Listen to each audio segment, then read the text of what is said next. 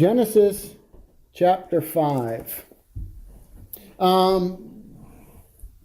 Real briefly, what were some of the things that we touched on last week that you can remember? From 4 or 5? From 5. Well, this chapter 5 brought us to Noah. Yes. Yep. This is the lineage that's going to bring us through to Noah. Right. This is a great little example. Remember we talked about chapter 5 is going through a certain line of people, and yet there's other sons and daughters throughout there, but we're not interested in who, the other sons and daughters of Adam and Eve. We're interested in Seth, or at least the Bible's interested in Seth. So it's kind of going down that line. We talked about this not being necessarily a chronological kind of Seth was the next in line kind of thing, but Seth is the one who replaces Abel. And we're going to follow that line. You'll remember that at the end of chapter 4, we had a godless line, right? We had Cain's line, and we talked a little bit about it, right? The scriptures talk a little bit about the godless line or the ungodly line of Cain. And then chapter 5 is all about the godly line. It's about that line that picks up where Abel was supposed to be, because Abel was the righteous brother. And so Seth is the replacement in a sense. And we're going to follow his line down, and this is the godly line. And you remember that there's something specifically said about this group of people. Well, at the end of 4, the last verse, it says, to Seth, this is starting the lineage of Seth, to Seth also a son was born, and he called his name Enosh. At that time, people began to call upon the name of the Lord. So something special is going on here, something different. This is the first time that we hear this idea of calling upon the name of the Lord. And we talked a little bit about that. What does it mean to call upon the name of the Lord? Biblically, we looked at some biblical passages. Try to help us understand what it means here. To set up an altar and worship. So it's an idea of worship, right? Abraham sets up an altar, and there he calls upon the name of the Lord. The New Testament says, whoever calls upon the name of the Lord shall be saved. So it is something to do with worship, possibly something to do with salvation. They're seeking God in a special way, in a different way. Did anybody in Cain's line, did it say that about them? No. What did it say about Cain's line that you remember? They were interested in music and metal and... Sure, they created all these kind of different things. And cities. Yeah. And that's accomplishments that we know about then. Right.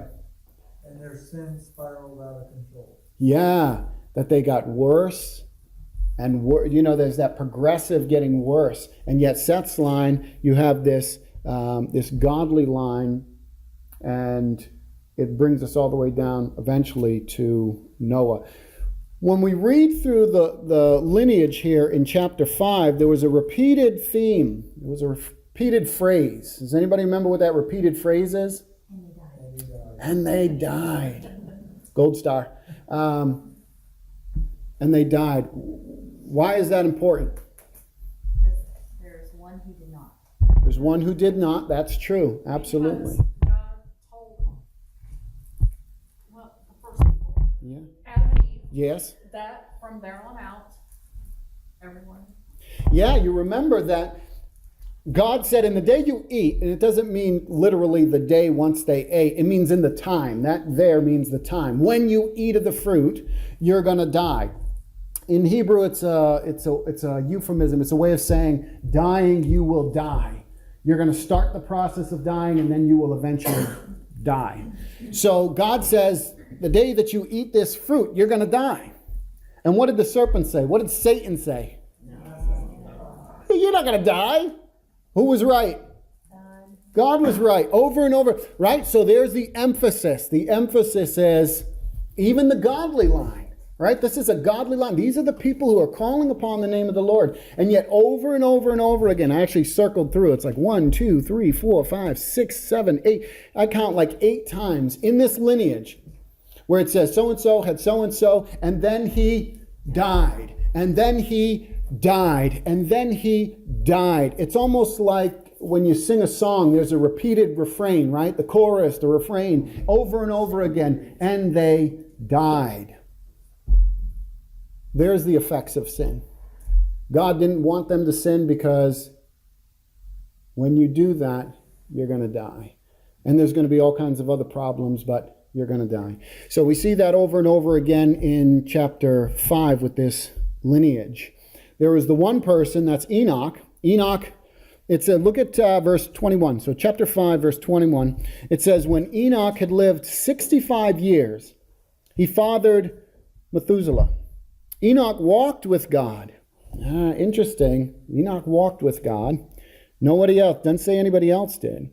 After he fathered Methuselah 300 years and had other sons and daughters. Thus all the days of Enoch were 365 years. Enoch walked with God, and he was not, for God took him. That in the middle of, it's not directly in the middle, but that in the middle of this constant refrain of, and he died, should be something that highlights in our mind. When you read that, you should go, whoa, we want to underline that, we want to highlight that. There's something different going on with this guy. We know of, is it 2 men, right? We know of 2 people who didn't physically die from Adam on. Who are the 2 people? Yeah, he was taken up in the whirlwind. Yeah, so we know of only 2 people who didn't die. So something different about Enoch. He walked with God. What do you think that means, to walk with God? You follow the Lord, walk with God. Definitely. Have a relationship. He had a relationship, absolutely. He was closer to heaven, so he didn't come home. That's right? Isn't that what you said? Right, last week, yeah. I said somebody had mentioned one time that he had walked with God so long that God said to Enoch, hey, you're closer to my home than yours. Why don't you just come home with me? Didn't in the beginning, didn't Adam and Eve walk with God?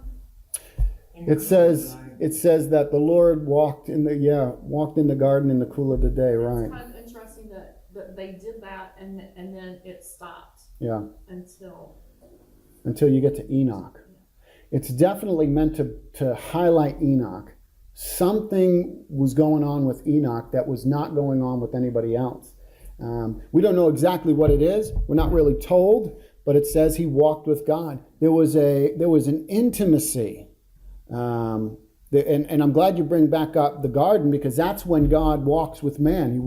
They heard the sound of the Lord God walking in the garden in the cool of the day.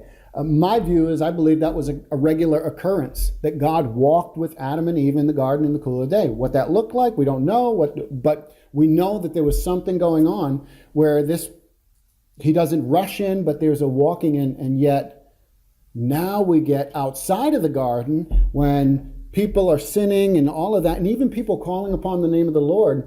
Enoch is one who's singled out, who's walking with God. That brings us back. There should be. I'm glad you bring that up, because there's some kind of connection going on there. Again, we don't really know fully what's going on there, but we know something different is going on. So, can we walk with God in an intimate way? Are we capable of that? He shows the likeness in Ephesians 5. Say it again. He shows that likeness in Ephesians 5. Okay. Which says? Christ and the church. Yes. And their relationship. That's right. So you got that relationship there. Especially in Christ, we can walk with God in that special, intimate way. Christ has opened up the way. Did we talk about the cherubs when Adam and Eve were kicked out of the garden? You remember what we talked about? Yeah. Entrance to the garden. Yeah, and the cherubs are, biblically, they are the ones who, in a sense, guard or protect the holiness of God. In Ezekiel, you'll read that the cherubim are pictured as like the war wagon, like a chariot that God rides. And woven into the tabernacle and in the temple, there was a curtain that covered the Holy of Holies. Inside the building itself, or inside the tent, was called the holy place. And then there was a little place that was boxed off that was there was a curtain that covered it off, and that was the most holy, or the Holy of Holies. And only one person, one time a year, could enter into it with blood, and that was the high priest. Well, what was woven into that curtain were the cherubim. There were cherubs, which was meant to remind you of what? The people of God were meant to be reminded of. If God's presence was seen to be, really seen to be in that Holy of Holy place, and only one person once a year with an atoning sacrifice could go in there, what was that meant to remind the people of? The garden. The lost connection, right? The intimate fellowship that they once had with God, right? Adam and Eve had with God is now lost. And you see that, again, in the temple, same thing. You see the cherubs are covering the Ark of the Covenant and all of that. What happens when Jesus dies? The temple of the curtain. Yes, from top to bottom. It began in the middle and it went up. Well, it said from top to bottom. And From top to bottom, yeah. So, it was split. it was split, which symbolizes what? There's a connection. Now, Each one can the Old Testament go, and the New Testament. The access back to the very presence of God has been opened in the death of Christ. Now, Matthew doesn't tell us that. He doesn't explain it for us, but we're meant to, if we understand the Old Testament, we're meant to recognize that, oh, the Garden of Eden, the way back into the walking with the Lord is now open again to all people through the blood of Christ. So you'll see that connection. You should see that connection all the way through. So we are able to walk with God in a very intimate way through Jesus Christ. Enoch walked with God in some kind of a very special, different way prior to Christ, and we don't know what that was all about, but he walked with God. He had to have been devoted to God. He had a relationship with him, but he had to have been devoted to him in some unique kind of way. So Enoch is a special case, and so is Elijah. I wanted to... Nothing about Enoch. Just that he's the seventh from Adam. He walked with God and he was taken. You can find books that were written that have his name on it that may or may not go back to, the biblical guy, but biblically we don't have a whole lot to go on. We have very little to go on about anything more about Enoch. But he was special. There's something unique about him. What I think is interesting is if you look at the lineage here, and this is going to be through Seth's line, you see all the length of time that these people lived, this span of life that they lived.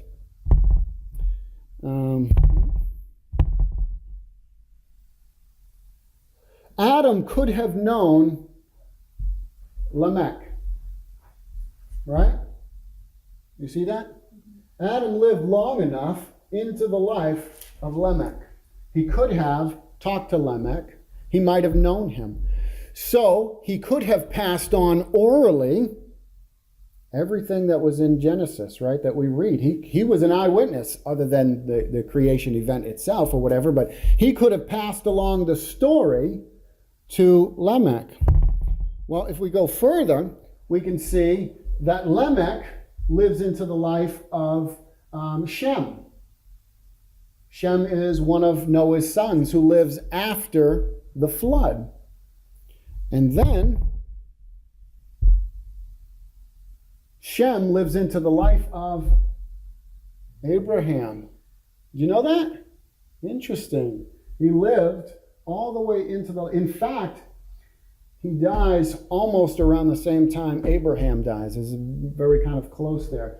So, he could have told. So by word of mouth, you've got potentially, we don't know for sure, but you can look at this, and Adam could have told word of mouth to Lamech all the stuff that happened. Lamech could have told Shem, and Shem could have told Abraham, or Abraham's father, or something like that. So how many generations back is that? It's not very many, is it? So potentially, you could have this consistent, well-kept kind of story about how everything happened, what happened in all these events. So not necessarily like, hundreds and hundreds of years between all these people, and the stories could have been changed or anything like that. But I just thought it was an interesting thing to actually see and visualize that Adam quite possibly could have known Lamech, who could have known Shem, who could have known Abraham or Terah or someone in Abraham's family, something along those lines. Now, what do we see, and we're not there yet, but what do we see when we get to the date of the flood? What tends to happen? Yeah, the lifespan's shortened. You see that? It's almost it's dramatic. You got Noah and you got Shem, and then after that we start to see it's 956, 4, 2, 100, 2, 170. Do you see how it's going down? It's progressively going down. We talked a little bit about that. I think it was last week, maybe it was the week before, how what's probably going on there, not only is God shortening the lifespans, but it's probably due to the fact that there was a canopy of vapor, water vapor, over the earth that would have filtered out all of or a lot of the harmful radiation from the sun, things like that, would have made the earth like a greenhouse effect. Everything would have grown stronger and bigger and more vibrant, which is what we find in the fossil records. And then after that canopy is dropped, because the floods come from the earth as well as the windows of heaven open up, that there's no more this big sunscreen, right? There's no longer this keeping out, and the atmosphere would change and the pressure on earth and all that kind of stuff. And we kind of see that. That's what happens. People live, less and less. They don't live as long. Again, the effects of sin. We're seeing the effects of sin even now on the length of time that people are able to live. So interesting kind of things there. Did Methuselah, he was the oldest man that lived, did he die in the flood? That's a question interesting that Tim brought up. Who were the ones who died in the flood? Were they righteous or unrighteous? They were unrighteous. So Methuselah is in the line of Seth. He's probably of the righteous line, right? He's in that line. He's probably a worshiper of God, that kind of stuff. We don't know for sure, but the way I would lean, what I would say is he died in the year of the flood. I don't think he died in the flood. I think he died in the year of the flood, but again, we don't really know. So Lamech died 5 years before the flood. Yeah. Yes, he dies before the flood. Methuselah dies in the year of the flood. Shem lives after the flood, right? He's born before the flood. He lives after the flood. But anyways, I don't think Methuselah died in the flood waters. I think he died before, but it was in the year of the flood. But I can't make that a dogmatic belief. We're not told. I just don't know. Go ahead, Gail. Did you want to say something? No. I want to say that I find it very interesting that we're in Genesis 5 Mm-hmm. and that we have covered so many important people. And so, well, I've started reading, but even in the first few books of the Bible, Yeah. there's so much information, and that covers like 2,000 years. Yes. And the Bible's so much bigger than that. Yes. So that there's a lot compacted into the first few short books. Mm-hmm. Absolutely. And what you'll notice is, and this is good that you're picking up on it, what you'll notice is a lot of times you'll have the Bible, it'll cover a large portion of history, and then it will zoom in and it'll cover a single person's lifespan. And then it'll start to expand out and it'll cover long periods of time. And then it'll zoom back in, kind of thing. So you've got the creation event, you got the 6 days, all that. And then that's in chapter 1. Chapter 2, it zooms into the 6th day. And it speaks just about Adam and Eve. And then it talks about Adam, right? It's very specific. You've got Adam, you've got Eve, you've got Cain and Abel and stuff. It's covering a larger period of time, but it's still the lifespan of these individuals. And now we're getting into where it's expanding out again, and it's going to collapse back in. It's almost like you could think of it like a diamond.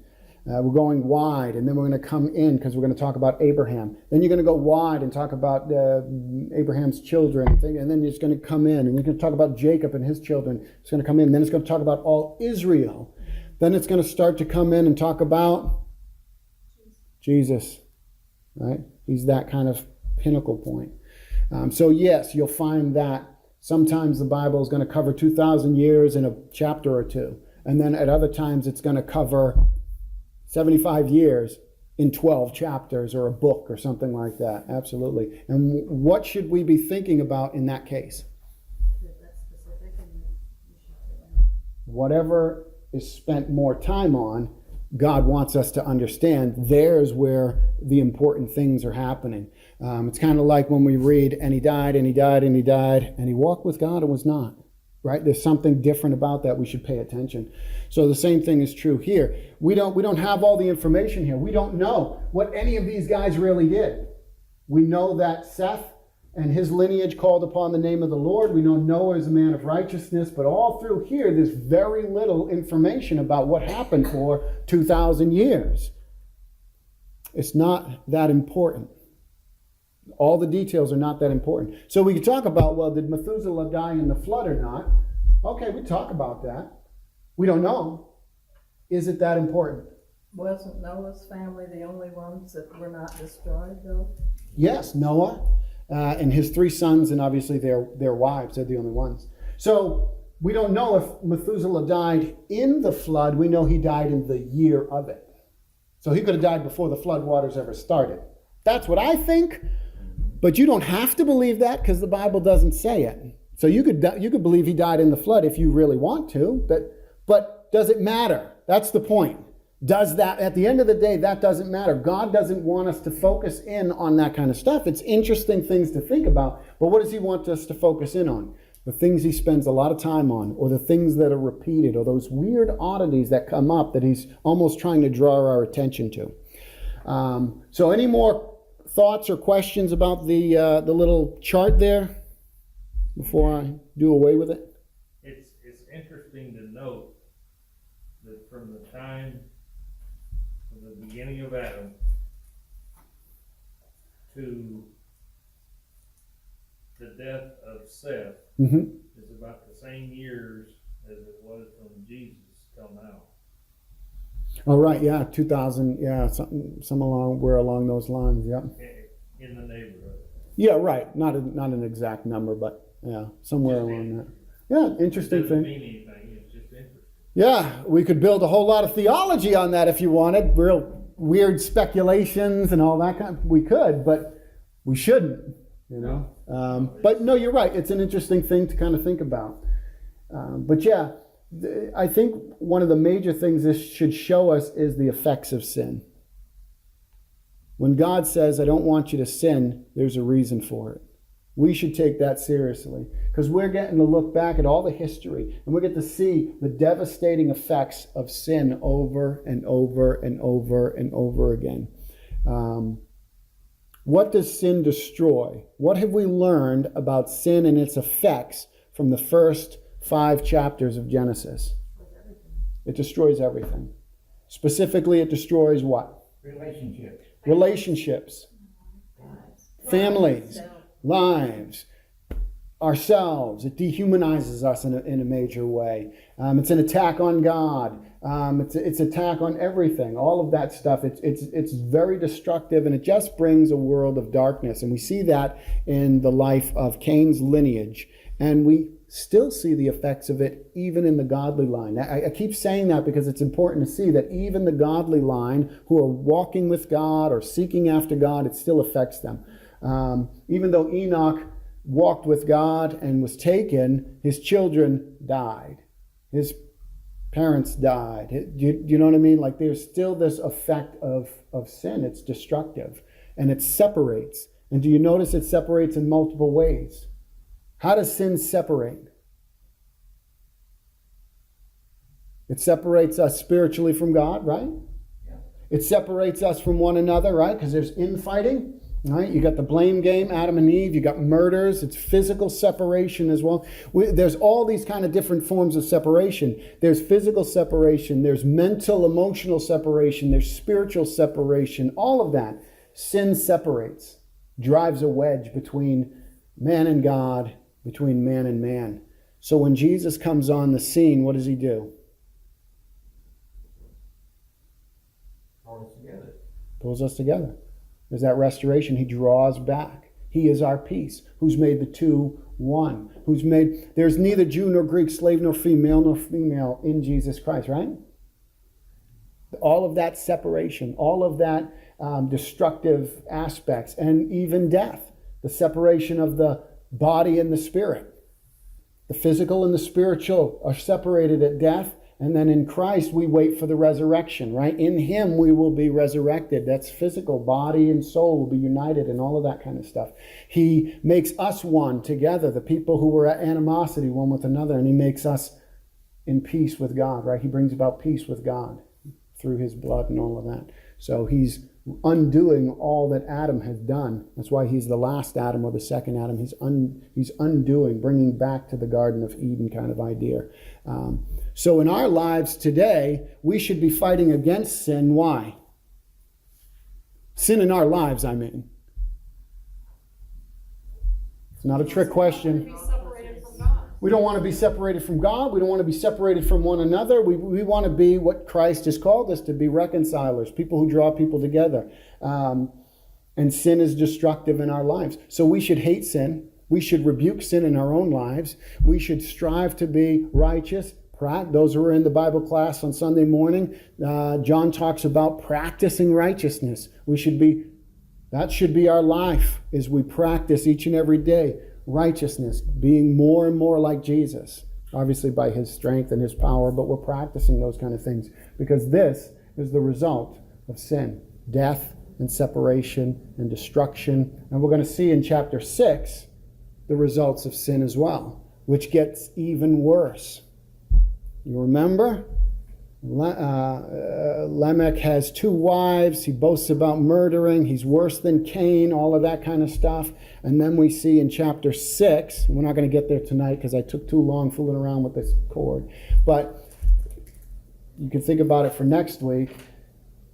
Sin has now, in chapter 6, we'll see sin has corrupted the entire globe, the whole earth is full of wickedness. And it talks about the intentions of man is only wicked all the time, constantly. It's almost like that repeated kind of thing, that they were only out to do wicked and evil all the time. And so the whole earth is full of wickedness. And we'll see what God has to do then. Any other thoughts or comments before we close? I know it's 5 minutes early, but we need to get into 6 starting without breaking. Is this like a PowerPoint you can post to our church page so we have for reference? Yes. Yep, it's a PowerPoint.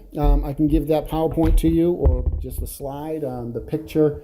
If you just want the picture, I can give you the picture. I'll post a picture, probably better than the PowerPoint. Unless you need it for teaching, like any of you who are going to be teaching this kind of stuff, let me know. I can send you the PowerPoint as well. Tim. It's really a trivia question again. Last verse of 5, are Shem, Ham, and Japheth triplets? It's not important, I know, but it's I had never thought of that. I'd never seen that as a potential. I mean, I guess you could say could be. Could be. I mean, we have triplets and all of that today. That could be. I don't know. We're not told. I can't think of anything that would say that's not true. would make a difference, but when he's 500 years old, he has those 3 sons, so Yeah. it doesn't, unless there are 2 other wives or 1 other wife that's not mentioned that isn't righteous, which we don't have any record of, so. No. It says after Noah was 500 years old, so it could be any Oh, time okay, after, that's true. after his. Well, yeah, after he was 500 years old, Noah had Shem, Ham, and Japheth. Right. It could be. We're reading it that it could be that he had all of them. We don't know. We don't know. He could have had other sons and daughters, but probably not, because it doesn't say he did. With all the others, you notice it says they had other sons and daughters. For him, it doesn't say that. Now, 500 years without having children, we don't know why that is, but Abraham didn't have a child for a very long time either. So there could have been reasons. God could have postponed that. He might not have found a wife. Who knows? Again, this is all speculation. We're not sure. But it doesn't appear that he had any other sons and daughters, because it doesn't say he did. And for everybody else, it always said they had other sons and daughters, that kind of stuff. So I think we're pretty safe in saying that he only had 3. Did he have all 3 at once as a triplet, or we don't know? Could be. I'd never heard of that before. That's a possibility. But it may not be. It may just be saying that he had these children after he was 500, and he had one when he was 501, 502, and 503, something like that. Yes, go ahead. Lamech, which was Noah's father, Yeah. is that not the same Lamech that was talked about in chapter 4, verse 23, that had the 2 Nope. wives? Nope. No, if you notice, there's a different lineage. This starts with Seth, and 4 starts with Cain. There's a whole different lineage. But Enoch's is not the same one either, as mentioned. you'll find that there are a number of, and this shouldn't be strange even to us, there are a number of people biblically that have the same name or similar. Sometimes it's just a letter or two that's off from their spelling. But a lot of times you'll have the same name, but it's 2 or 3 or 4 or 5 different people. So no, it's just like if I were to name, let's say Angel marries and he names his firstborn James. Do you know what I mean? Like, we're not the same person, but we do it today. People have the same. James is a very common name. Bill, we've got a couple Bills in here, but they're not the same Bill, right? So it's the same thing. It's the same thing in the Bible. You're going to come across that, and this is where you have to dig, though. If you're going to read through these lineages and things like that and try to do character studies and all of that, you actually have to dig deep. You can't just say, oh, same name, must be the same person. Not at all. They could be completely different people altogether. Or they might be the same person. So you got to dig a little deeper in the lineages. But no, these are 2 different ones. And if you go back and reread the text, you'll see that it starts with Cain knew his, this is 4:17, Cain knew his wife. She conceived and bore Enoch. That's a different Enoch, because in chapter 5, we've got Seth all the way down, and Enoch in Seth's line is the 7th from Adam. So it's a different one, but same names. But that's just human nature. We're not very creative a lot of times. We just come up with the same names. What is it? George Foreman named like all of his kids George. It's like, I don't know, it's 8 of them or something, like George 8 or something. Marcia debunked that they're triplets because later it talks about the boys and their children and how old they were when they had them. Okay, great. Yeah, there you go. So they were not triplets. They were born at different periods of time. There you go. Thank you, Marcia. Good job. That's researching. I'm sure that he's wrong. Yeah.